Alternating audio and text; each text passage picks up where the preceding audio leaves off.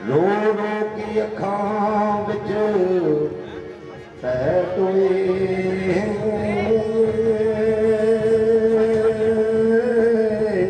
ਅਜੇ ਅਥਰੂ ਤੈਨੂੰ ਨਾ ਹੋਏ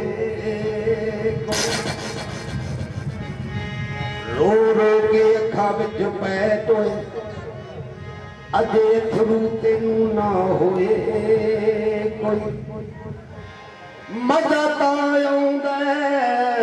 ਰੋਣ ਦਾ ਪੂੰਝਣ ਵਾਲਾ ਜੇ ਹੋਵੇ ਕੋਲ ਕੋਈ ਬਾਬਾ ਜੀ ਛੁਪ ਗਿਆ ਤਨ ਖੁਸ਼ੀਆਂ ਦਾ ਛੁਪ ਗਿਆ ਖੁਸ਼ੀਆਂ ਦਾ ਬਾਰੇ ਦੱਸਦੇ ਨਹੀਂ